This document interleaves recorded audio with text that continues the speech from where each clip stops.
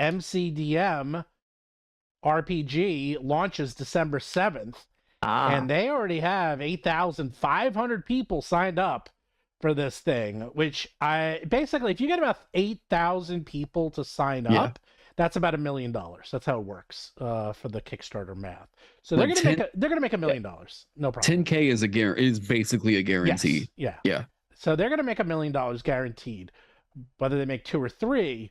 I'm curious. I mean, MCDM. I actually don't have any of his books personally. I should get some if I'm at PAX. If I'm at PAX, I'm at PAX. I'll probably try to find some, pick them up, see how they are.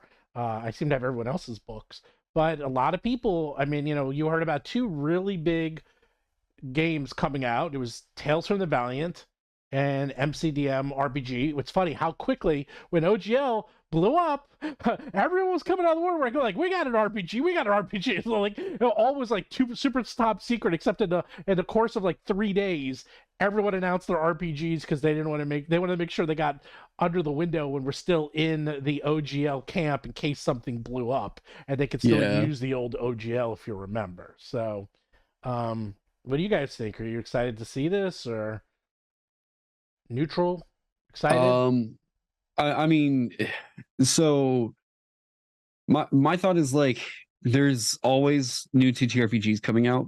Yeah, there's always new systems and everything, but I think the unique thing that's going on right now is there are a lot of TTRPG systems vying for the epic fantasy tactical war game, right? Mhm. Like conventional D&D aesthetic of that's like the big reigning thing for 2023. Mhm. Saying that as a guy that's designing one right now, so like there's a lot of I I don't think that necessarily has to be viewed at as competition.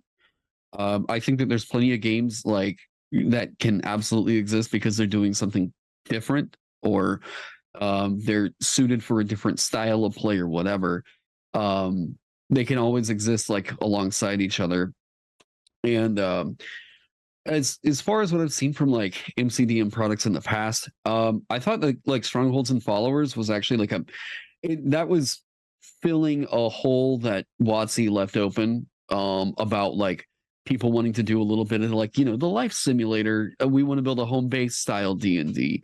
That was very clearly a big open hole in 5e, especially super early on. So the fact that like MCDM came in and like filled that, and hirelings, hirelings have been a thing in nearly every single edition of D&D, and then they just like forgot about it and whatever. So like they there you go. But like um, I think their follow up to that was an attempt at mass combat rules. Um, Somebody in your Kingdoms and Warfare, I think was the name of it. Mhm. Um, so whenever I took a look at it, the way I mean, my personal feeling on it was, and I've got this policy where I I don't review stuff if I don't have a good opinion about it because I I just don't like that vibe on my channel. But with Kingdoms and Warfare, my takeaway from it was it it was a it was a mass warfare rule set bolted into 5e, Mm.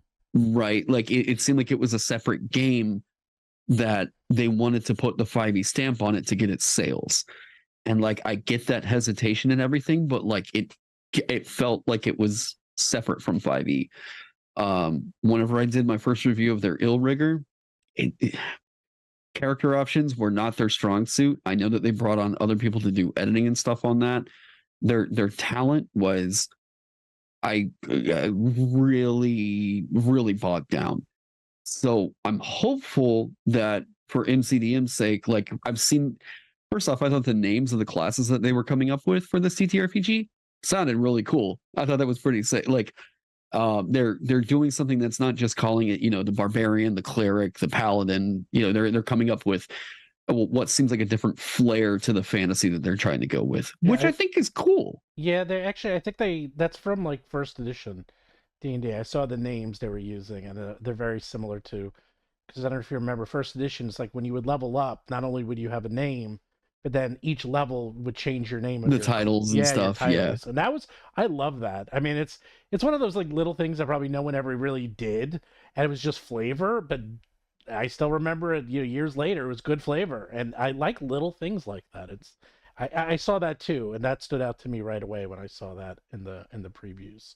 Um, my concern is that, are they going to support it? Because that's the issue with all these new RPGs. Is like, it's one thing to come out with a book, but then you got to come out with, unless you're, a 5e clone Right. or Pathfinder, like, well, then you got to come out with the adventures. Then you got to come out with the support material. Then you got to come out with the bestiary. It's like, there's a lot of more to it than just, here's the book, make your rules, make your world, which you can do, but, if you're MCDM, people are going to probably expect them to continuously support it, and then you get stuck in this hole because, okay, it's going to sell well, but is it going to sell well enough that they can continuously make products for it and just that?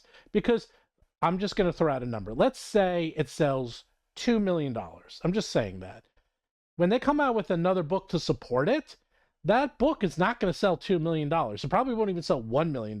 It might sell $500,000. Like, not everyone is going to buy that book who bought the MCDM core rules. In fact, that's what works for core rules in any edition. Right. That's a stand. That's so, but and that's a problem. The thing is, I do think that they will, because they've shown a track record with like Arcadia that they'll support it. And I mean, I've been critical of the way that they do their messaging, where like, I think that I guess I'll say this here. I think that MCDM tends to be really blowhard on a lot of their, like, we're the only ones doing this thing, we're the best, and yada yada, and that just rubs me the wrong way. Well, we're the best. Yeah, Structo boy. I hate to break it to you. But I will say, I'm more like you and Taryn. I get rubbed the wrong way by I completely people saying that they're the best. I don't get that vibe from MCDM, but I also don't check their marketing as much as you do. But I just don't like hearing that, even though I know it's the right thing to do in marketing and yada yada. Well, it's a very slippery slope between projecting strength and confidence and overconfidence. Like, it's a very, very slippery slope. Yeah. And someone in your chat just said something about the 5e conversion of the Dragon Book. Okay, so like, I think that me taking down MCDM is rubbing it the wrong way. My bad.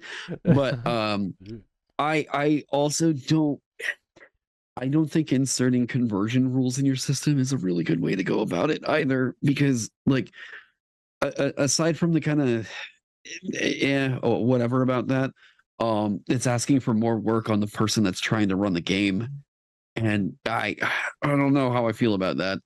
But I will say that, like, this could probably be the thing that makes MCDM a bigger name than Cobalt Press. Like, in the third party scene. I say in the third party D&D fantasy RPG type scene. Because Cobalt Press is in a weird spot because they used to be like the biggest Pathfinder developer, and then they changed pretty much all into 5e, and they're doing very well with 5e, and now they're doing their Tales of the Valiant, which is pretty much 5e, just more. And that's the thing, and that will lead to our main topic. It's like, what is the point of all these, like, these new additions? It's like, okay, great, we're getting all these variations on the theme, but do we need them? Like, what are you bringing to the table that's new and unique?